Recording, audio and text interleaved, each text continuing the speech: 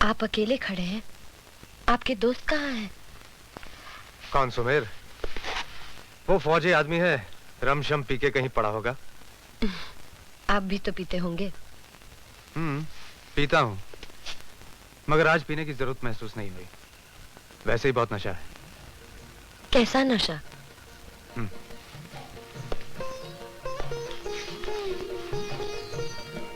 हम आपसे क्यों बताएं? भूल हो गई जो आपसे पूछ लिया, मगर मेरा कसूर नहीं। कुछ चेहरे ही ऐसे होते हैं जो पहली बार मिलते हैं तो लगता है जैसे बरसों की मुलाकात हो।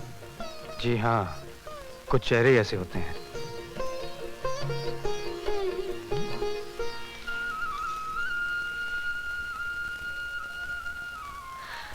और कभी-कभी ऐसा भी होता है कि नजर चेहरे को छूकर पलटती है तो पहचानी नहीं जाती, और ये सब अचानक हो जाता है। जैसे फूलों पर चलते चलते अचानक कांटा चुभ गया हो, या फूलों में छिपे किसी कमबख्त ने डंक मार दिया हो, और दर्द इतना मीठा हो कि जी चाहे जिंदगी भर अच्छा ना हो।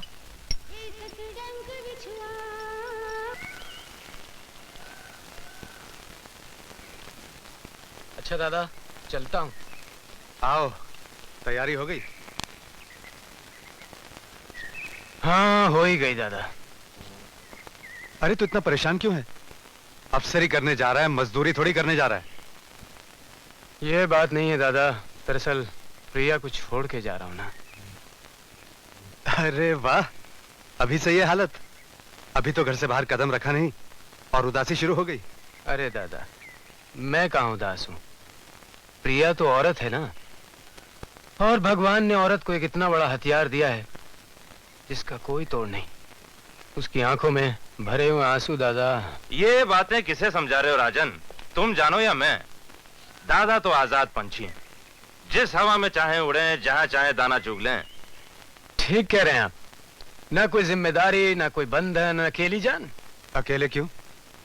तुम दोनों मेरे नहीं हो क्या? ये सब कहने की बातें। हमसे ज्यादा सुमेर दादा प्यारे हैं। घोड़े दौड़ाने जाओ सुमेर साथ, शिकार खेलने जाओ सुमेर साथ, और जब खुद शिकार होने जाए फिर भी सुमेर दादा साथ। नहीं, ऐसा नहीं है। नहीं दादा नहीं, जहाँ सुमेर दादा हैं वहाँ हम कभी नहीं हो सकते। अरे बच्चे, यार तो सगे भाइयों से भी आगे होते हैं, और हम तो सगे भी नहीं। बदतमीज, जानते हो तुमने क्या कहा? मैं तो मजाक कर रहा था दादा। जो बात तुम मजाक में कह रहे हो, वो बात हमने कभी सपने में भी नहीं सोची थी। मुझे क्षमा कर दीजिए।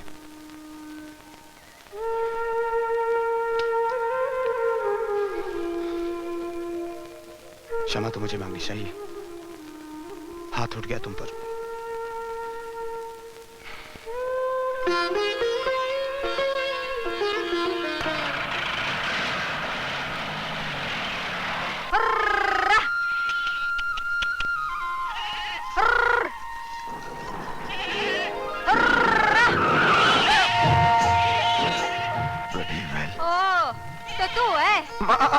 दिखते फूट गए के? देखो कौन है? ना क्या करे? मारो बालम भाग गया। तने लगन कर लिया क्या? अरे वो नहीं, मारे मेमने का नाम बालम है। हाँ, तभी से सीने से जूं चिपका के रख छोड़ा था। हा? क्यों जल गया? मैं क्यों जलूं? क्यों जलूं मैं? पर वो ये देख, तेरे सारे कपड़े मैले कर गया वो। उससे तो कुछ मैला नहीं हुआ, थारी नजर पड़ेगी तो जरूर मैला हो जाएगा।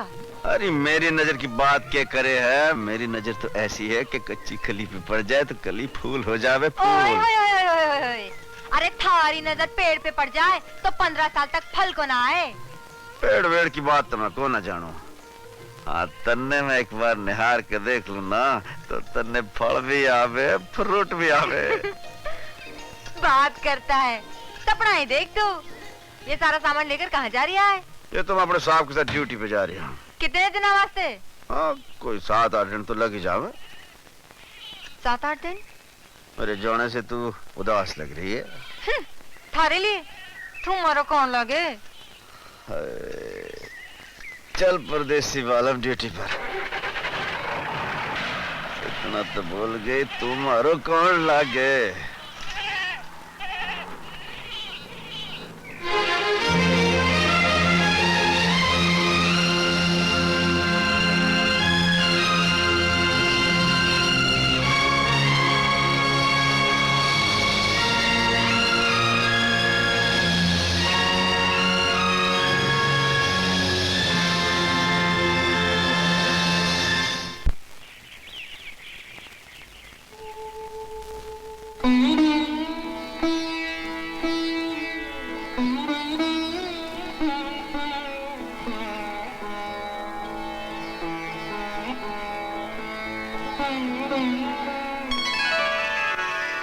लखिया दादा आए हैं, बहुत जरूरी काम है। अच्छा, अभी बुलाता हूँ।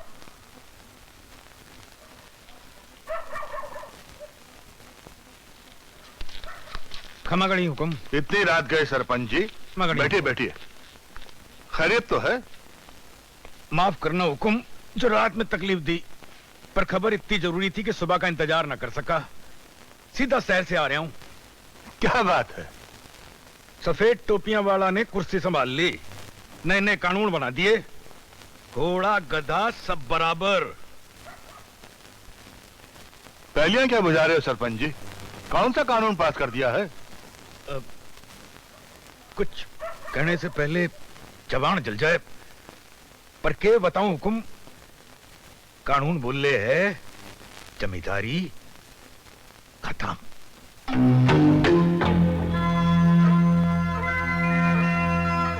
जमीन का मालिक वही होगो जो उस पर हल चलावे है, बीज बोवे है, फसल काटे है।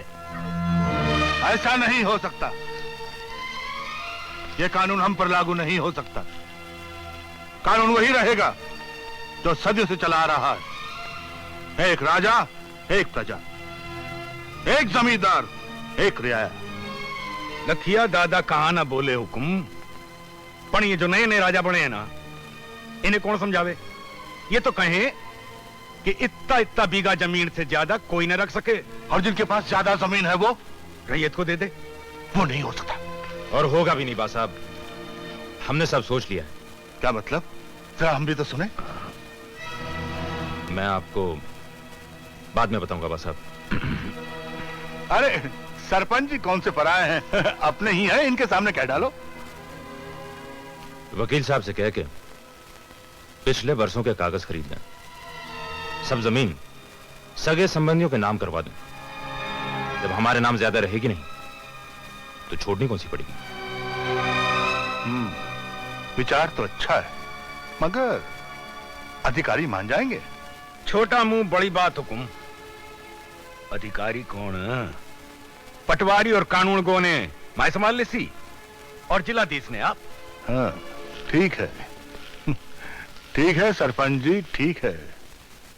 मगर रियाया, बस्ती के किसान? सरपंच क्या दवाई में डालने के काम आवेगा? हुकुम, किसान तो पुश्तों से एक ही काम जाने हैं, अंगूठा लगाने का। एक बार और लगाते सी। जाने कितने पुश्तों से हम और आप यहां मिलजुल कर एक कुनबे की तरह रहे हैं, मिलजुल कर मेहनत करते आए हैं, मेहनत का फल खाते रहे हैं, एक दूसरे का सुख दुख बांटते रहे हैं। हम चाहते हैं कि ये जमींदार किसान का बाप बेटे का नाता सदियों सदियों तक बना रहे। इसीलिए आज हम आप सबके बीच ये कागज लेकर आए हैं। आओ भाइयों, आकर अपने अपने जमीन के कागजों पर दस्तखत करो या फिर अपना अंगूठा लगाओ। आओ भाइयों आओ। क्यों? 200 बरस में भी पेट नहीं भरा, अभी और लूटना बाकी है। क्या बक रहे हो तुम? वही जो तन्ने सुना। ले जाओ अपने ये कागज और चले जाओ यहाँ से।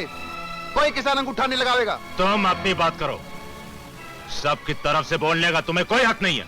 अच्छा, तो किसको बोलने का हक है? सिर्फ सरपंच को। बोलिए सरपंच जी। बोलो लखिया दादा, क्या बोलते हो? जरा हम लोग भी तो सुने। मैं तो जानू अंगूठा लगाने में ही फायदा है सबका। नहीं लगाओगे तो हो सकता है सरकार जमीनें तुम्हारे नाम लिख दे। पण जमीन लेकर क्या करोगे? हल कहां से लाओगे? बैल की जोड़ी कौन देगा? बीज कहां से आवेगा? फिर भीख मांगने निकलोगे। सरपंच जी, आप इस बात की फिक्र ना करो, हम किसान भूखे मर जाएंगे लेकिन अपनी जमीना को अपने नाम करवा के रहेंगे। हम इन लुटेरों की चाकरी नहीं करेंगे। तुम लोग हद से आगे बढ़ रहे हो। तू मैंने धमकी दे रहा है। तुम अच्छी तरह जानते हो हम खाली धमकी नहीं देते लाखन। और तुम भी अच्छी तरह जान लो कि कल का हाथ जोड़ने वाला किसान आज हाथ उठाना भी सीख गया है। क्या भाइयों? ले जाओ अपने कागज यहाँ से, इन पर कोई दस्तखत नहीं करेगा। देखते क्या हो, मारो सारे को।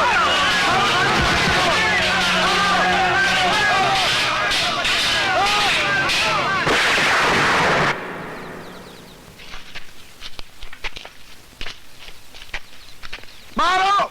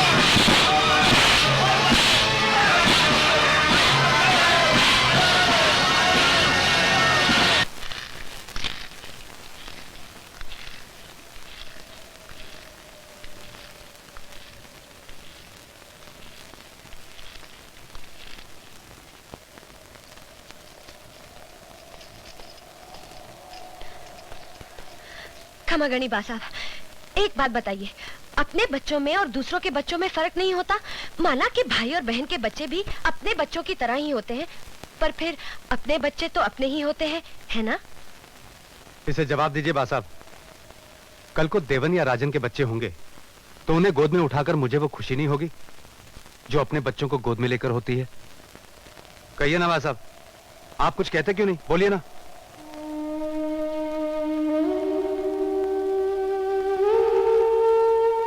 साहब, देवन के बच्चों को अब हम लोग कभी गोद में नहीं उठा पाएंगे बेटे,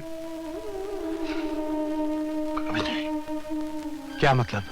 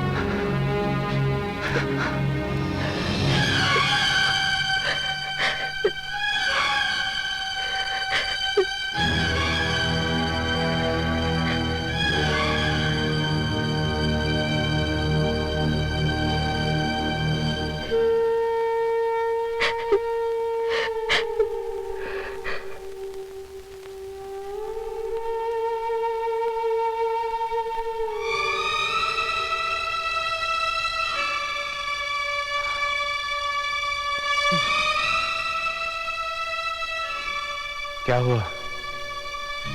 ये अचानक क्या हो गया? कैसे हुआ ये? किसने मारा मेरे देवन को? बोलते क्यों नहीं? जवाब क्यों नहीं देते? कौन है मेरे भाई का हत्यारा? बताइए ना बा साहब। हमने कहा था ना बेटे, आजादी का जहर हवा में फैल रहा है। वही जहर हमारे कलेजे के टुकड़े को खा गया। आपका मतलब है कि बस्ती के किसान? अरे कमबख्तों ने मिलकर तेरे भाई को मारा। नहीं नहीं बेटे, अभी वक्त नहीं है। मैं जानता हूं तेरे सीने में गुस्सा है, गुस्सा है। वैसे ही मेरे दिल में भी बदले की भावना है, मगर अभी गुस्सा नहीं, अभी जिम्मेदारियां हैं। भाई के नाते कुछ रस्में हैं जो आपको पूरी करनी होंगी बेटे, नहीं तो आपके भाई की अर्थी नहीं उठ सकती बेटे। जी। आप और आपकी रस्में, दुल्हन सजाना हो तो रस्में, और अब विधवा को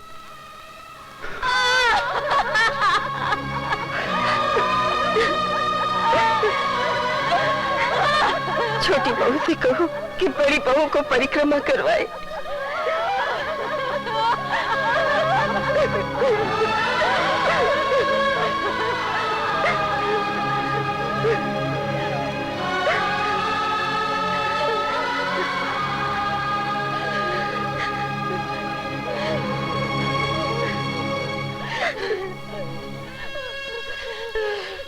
कुंवर जी से कहो कि बड़ी बहू की चूड़ियां तोड़े। नहीं, ये मुझसे नहीं होगा। ये रस्में तो आपको पूरी करनी ही होंगी बेटे। नहीं।